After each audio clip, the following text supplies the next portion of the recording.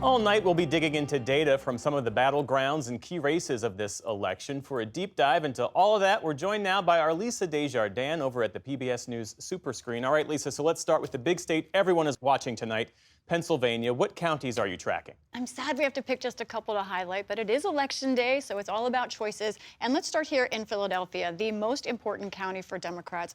Let me show you what happened here between 2016 and 2020. Hillary Clinton, 83%, but that actually went down for Joe Biden, 81%. That's great in any county, but when it's your biggest county, this is a place where Kamala Harris needs to do more like Hillary Clinton than like Joe Biden. Let's look at somewhere that the Trump campaign is paying attention to. This is Berks County. What's there? Reading. This is where Donald Trump had his last rally in Pennsylvania last night, a place known and loved by the Desjardins family. And I want to show you what's going on here, why the margins in Berks County matter.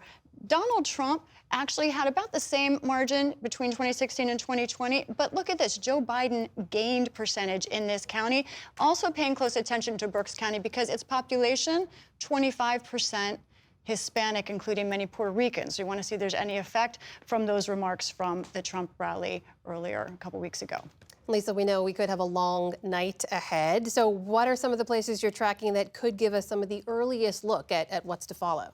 Georgia is one of the states we expect to hear from first, especially some of these counties around Atlanta. Let's talk about Gwinnett County. This is a place that used to be red, now has voted more blue. Also, Cherokee County. This is somewhere we're going to talk a lot about, not just who wins these counties, again, but the margins. This is somewhere where we saw the Biden campaign lost, but still did better than Hillary Clinton. The kind of place that we think that the Harris campaign needs to do, as well as Biden. Trump hopes to do better than he did last time. Let's look at North Carolina. There's a couple of population centers that we'll watch early in the night. Raleigh, Charlotte, those counties, Wake County and Mecklenburg County, the turnout in those counties are going to be important for Democrats. Heavy turnout there would be good news for Democrats across the state. So we talked earlier about Pennsylvania. What about the rest of the blue wall, Lisa? Yeah, the blue wall is critical for Democrats, and it's something that, of course, Republicans want to cut into tonight as they were able to in 2016. Let's look at Michigan, someplace that I'll be watching very closely. Here's Detroit. Right next to Detroit, we have Washtenaw County. That's Ann Arbor. This is a place that was sort of a hotbed of protests against the Biden administration policy in Gaza and the Middle East. And we have to see if there is a kind of backlash against Kamala Harris there, maybe third-party voting there. So we'll watch that carefully. Let's talk about Wisconsin. And about the same sort of area of Wisconsin, you've got Milwaukee right here. I want to point out another county right there, sort of a bedroom suburb, Expo County. That's Waukesha County. And here is another place where we need to watch the margins. It's not just about who wins. This is a Republican county. But look at this. Again, this is a place where Biden was able to cut into what Trump did in 2016. The question is, can Trump regain momentum there, or does Harris be able to perform as well as Joe Biden?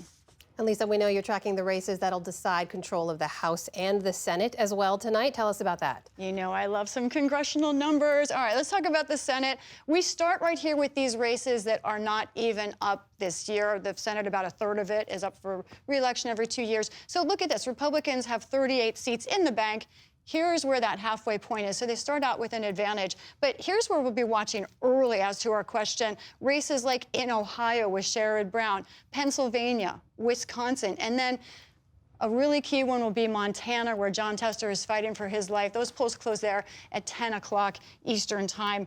Let's look about the House. So many races to talk about, but we're going to keep track of it all night, in part by looking at these 8 races that will show us sort of who's up and who's down. Democrats, again, need to pick up about 4 seats, and we'll be watching these that close around 7 and these ones that close around 9 o'clock Eastern, just to help us keep track of where we are. All right, Lisa Desjardins over at the PBS News Super Screen, where she'll be for the rest of the night. Lisa, thank you.